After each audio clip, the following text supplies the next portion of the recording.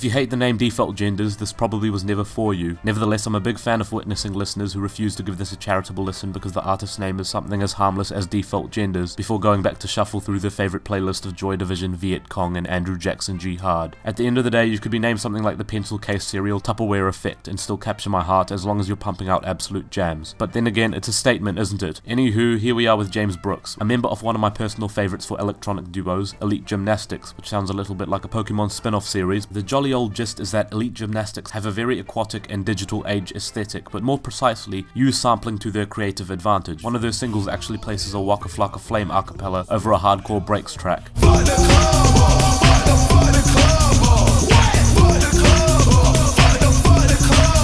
And then stretches out the song Paparazzi by Lady Gaga into a haunting ambient drone piece.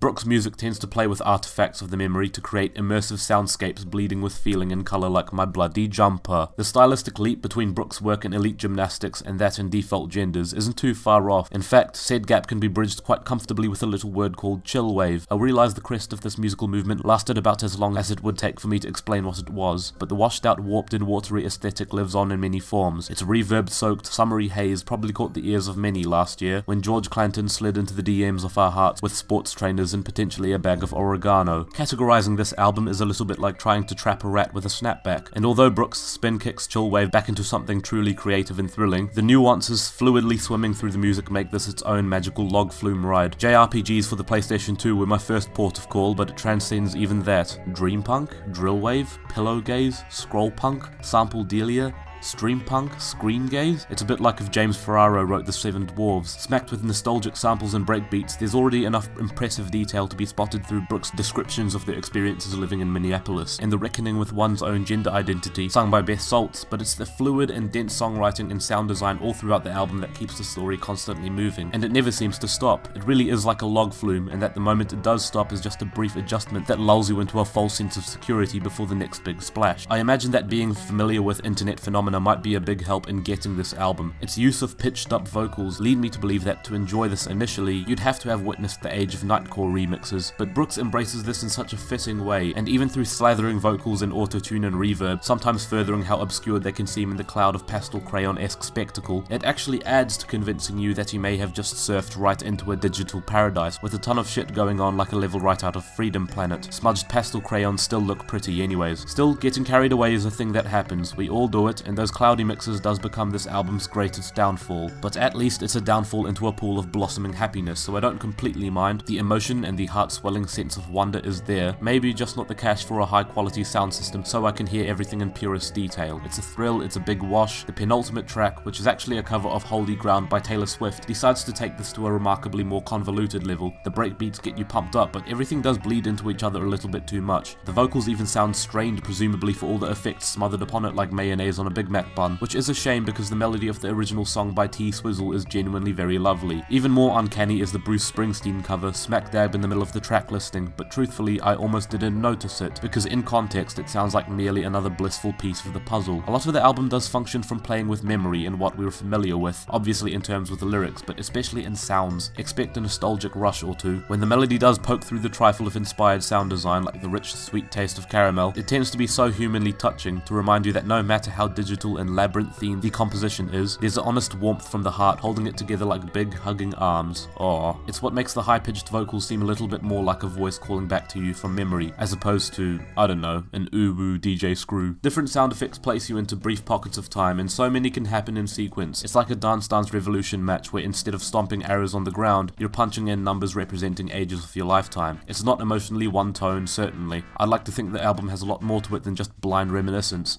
It bleeds with ecstasy as much as it does wistful disappointment and missing people, and even the empty-stomached feeling of sheer pain, which places it comfortably on the shelf of records where the technical shortcomings are no match for the amount of heart poured into it. And that heart can be pretty on the nose, which sounds a little concerning, actually. Brooks describes the hard drug-dependent escape that the protagonists of the Reverse Chronological Order series tragically resort to, or the way that the heart monitor beeping speaks so much about the track before the lyrics have even been uttered on Pharmacoma. Brooks costumes the aesthetic of the album over several musical styles. Christmas Card from a Scammer in Minneapolis struck me not just as a titular parody of Tom Waits, but also a romantic hip-hop inspired undertaking, as well as Viato Calpestari I Prati not just being the worst attempt at pronouncing a title I've committed to in a video, it's also a feverish and bouncy rap affair. Black Pill Skyline, on the other hand, draws inspiration from American folk ballads, and the two aforementioned covers also struck me as examples where Brooks set out to see how far they could stretch the style. You could do a little tour around this album and pick up a ton of ridiculous but reasonable comparisons to make. It's fun. I got Al City. But it's so difficult to truly pin down this album, so why stress about it? It fountains its own dreamy and digital age embracing aesthetic, and within that conjures up fluid rivers of wonder that manage to reveal more of themselves with every new listen. I suppose it's a hefty 7 out of 10 for this one. I sound a bit uncertain, but that's only because there are moments potent to take it even higher, but the score's honestly fucking irrelevant. It's a really, really good album, that's all I'm saying.